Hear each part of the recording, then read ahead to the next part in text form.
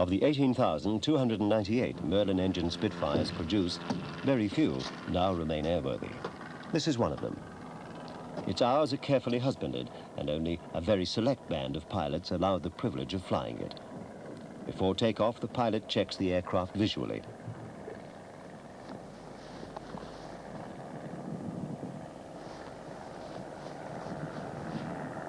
The creep marks are in line, no cuts on the tires. The four-bladed propeller has no nicks or fluid leaks. The condition of the elevators is carefully examined. Any distortion will make the Spitfire very difficult to control. The rudder must have full, unrestricted movement. Trim tab neutral and hinge blade satisfactory.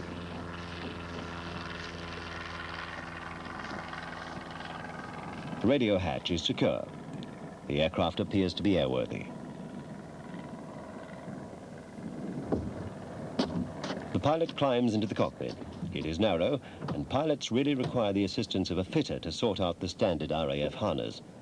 The seats adjusted to give maximum visibility and clearance for the hood, should it have to be jettisoned. The parachute harness is snapped into the quick release box.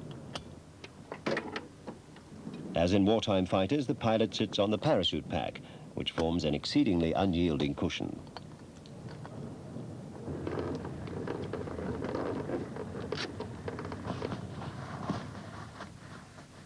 Flying gloves are donned to give a secure grip on the controls. The gloves are thin enough to operate small switches, thick enough to give some protection from a cockpit fire. Indicator switch on, undercarriage selector down. Fuel, 37 gallons in the lower tank. Pilot's door shut and latched. Hood open for takeoff and locked. Final check, full, free and correct movement. Rudder bias wound to fully right for takeoff to counter the Spitfire's swing due to torque. Elevator trim with half fuel is set 1 division nose down. The ground accumulator is plugged in, ready for engine starting.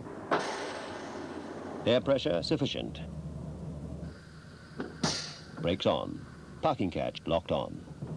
Fuel cock on. Starter and booster coil buttons uncovered. Magneto switches off.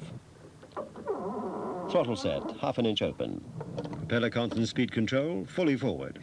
Idle cutoff, checked fully aft. The wobble pumps operated to pressurize the fuel lines until the fuel pressure warning light is out. The Kai gas primer is unscrewed. On a cold day, up to 7 strokes are needed.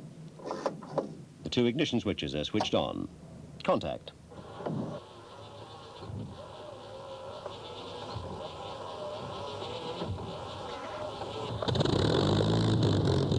Magnetos both checked live. Oil pressure rising, fuel pressure warning light off. Run up engine slowly, stick hard back or the aircraft could nose over. Engine run up to 0 boost, exercising propeller constant speed unit. Check for magneto drop, engine run up satisfactory. Pressures and temperatures okay. Call tower for takeoff clearance.